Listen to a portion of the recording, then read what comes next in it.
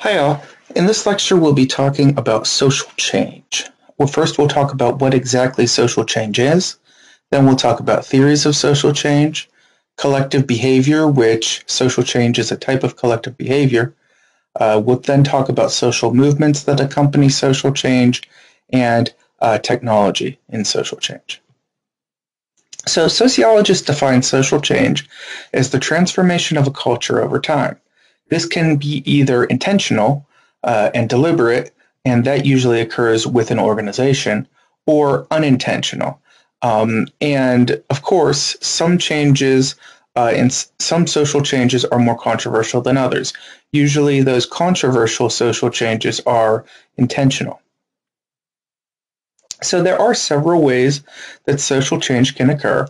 There can be a major physical event, such as a hurricane or an earthquake. There could be your society changing in demographic ways. So the baby boomer population, those children born immediately after World War II, they were born in such numbers that throughout their entire life course, they've created social change. When they were children, the United States was very oriented toward childhood and families. When they became late teenagers and college student, society became very interested in both education and activism. And now that they are moving into retirement, society is becoming very interested in medical care and retirement. Discoveries or innovations could also cause social change. One of the major technological innovations was satellite communications technology in the 20th century. We wouldn't have the internet as it is today, and we wouldn't have most of what we considered modern conveniences without the advent of satellites. But by far the most important social change contributions to collective change have been made through collective action. So the American labor movement or the union movement was very strong for a large part of the 20th century, and it continues to this day, even though it's not as strong as it used to be.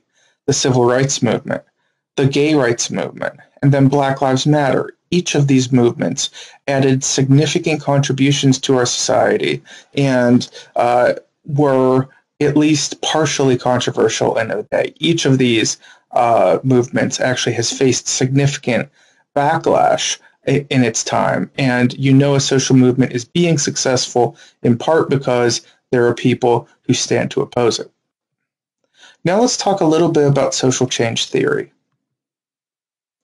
From a functionalist perspective, as societies develop, they become more complex and more interdependent. As differentiation increases, so as the development of increasingly complex society through specialization and roles, as this increases, the difference between mechanical and organic solidarities increase. So what does this mean? This means that as societies become more complex, our types of solidarity shift, right? So when society is relatively simple, everyone gets along with each other because they're all pretty much the same. As societies get more complex, the ways in which we bond with each other become more complex. So I no longer need to be nice to you because you're just like me, but I need to be nice to you because I need you to survive because we coexist, right? You need me to teach college. I need you to fix a car or whatever job someone might do. Additionally, functionalists state that society seeks equilibrium. Society seeks a status quo. So social change wouldn't happen unless things were out of equilibrium. This is relatively convenient for the functionalist, but it also is one of the major criticisms of functionalist concepts towards social change. There you go. Conflict theory, then, sees social change as inevitable. It's really built into it. Marx stated that as class consciousness rises in the working class, then people will be more likely to participate in social change. And then once that happens, the proletariat will overthrow the bourgeoisie and socialism will be inevitable. Now, one thing about Marx's theory is that he did an amazing job in laying out what capitalism was doing and how capitalism works. One of the major weaknesses in that then is that he doesn't lay out what happens after capitalism is overthrown. That's the big weakness in most of Marxist theory, is what happens then. Gramsci, then, a more contemporary sociologist, stated that people consent to their own domination by accepting the status quo. So what does this mean? This means that society as we live in, it's comforting, it's comfortable. We like the same old stuff, and we don't want to see change, and we don't participate in change, and workers don't revolt because they want to keep their jobs, because we don't want our neighbors to dislike us, because, well, I'm raising kids right now, I can't participate in this revolution, right? That is why workers in this country, even if they are very poorly treated, they don't rise up and demand change, is because, well, that would disrupt things. Dahrendorf stated that distribution of authority determines probability of conflict. Thus, conflict is lower where authority is more dispersed, rather than when it's concentrated in the elite. This explains why revolts in the United States have been relatively rare compared to some other countries, is because we have a great distribution of authority. There isn't a real central person who's in charge. Even the President of the United States, while he has a good deal of power, doesn't have the power to make sweeping changes across the country. And even if he tries, he can be slowed down significantly as long as there's opposition. This also explains why revolts occurred in the Soviet Union. The Soviet Union should have, according to the original Marx's original theories and original conflict theories, not neo-conflict theories, but the Soviet Union should have hypothetically been immune to worker revolts, because if the needs of the workers were all being taken advantage of, were all being taken care of, then hypothetically revolts should have never happened. The reality of the matter is that revolts did happen in the Soviet Union, and a big part of that is because hierarchy was a big part of the Soviet Union, and there were a few individuals with a whole lot of power at the top of the hierarchy. And that then created a conflict, because it was possible to rally around that one point. Now, here's some symbolic interactionist ideas about social change. Frame alignment theory, also known as frame theory, stated that by setting up the ways that we present ourselves, social movements draw in members. So a social movement has to be able to present itself in a way that is appealing to people who might join the movement. And if it is appealing, then people might join the movement. If frames match interests, ideas, values, and values of society, it will have more members. So if the frames a social movement are putting forward are appealing, then people will be more likely to join them. And those whose values are more closely match the frame will be more active. So you can be involved in a social movement and not really quite agree with everything it has to say. But if you are someone who agrees with everything it has to say, you do buy the whole vision of the social movement, then you will be the one who will tend to be more active than the other person in the actual movement. Symbolic interactionists are also interested in micro-mobilization contexts. So regarding small groups, right? It's one thing to talk about the big picture of a social movement, but a whole lot of social movement activity takes place on a personal, small group basis. This helps generate shared beliefs between individuals. It helps individuals on the micro level identify problems, and then those small groups could communicate that with other groups, and thus problems can be solved for the big level on the small level.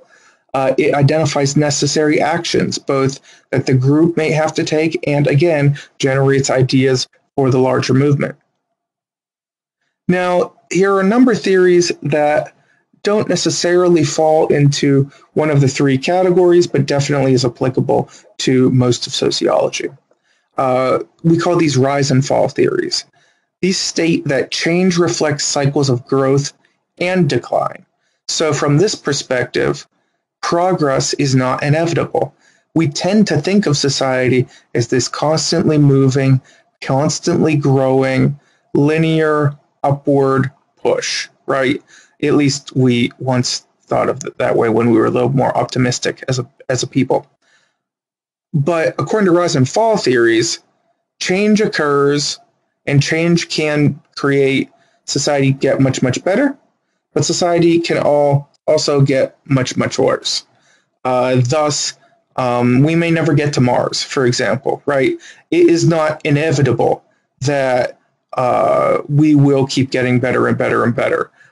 We might get better than where we are now, but infinite growth is not possible, really. Now, Sorokin stated that social change is caused by shifts between different mentalities. So the shift to scientific thinking from heavy religiosity created the Industrial Revolution. So what happened there is that we shifted away from not only religious but dogmatic religiosity that caused people to be unwilling to question what was happening in the natural world.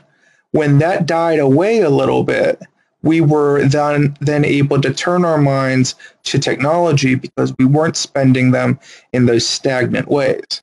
Sorokin also states that the rise of anti-intellectualism in the world could cause society to revert. So if we in society don't emphasize scientific education, if we don't emphasize scientific literacy, then our children will not learn science, right? Thus, if we have one or two generations of children who are not educated in scientific advancement, then there will be no one to push science, and then thus we will decline as a society. The theorist Kennedy states that as nations grow in economic power, leaders will seek military power. In here we look at a very almost fascist type of growth, but it could be other types of military power as well. And as that military power grows, the warfare that is associated with that growth creates strain in society on the micro, meso, and macro levels, and thus that strain of a burdened society could cause a society to collapse in on itself. Weber, of course, also had things to say about social change. He stated that societies are increasingly governed by rationality, rules, and regulations. Thus, as we grow in rationality, irritability and alienation becomes more common in society, and as we become more bureaucratic as a society, it can become more frustrating to achieve the tasks that those bureaucracies are necessary for. And we talked a lot about these types of theories earlier in the course, but it does show that Weber's theory can be applied not only to complex organizations, but also social change as well.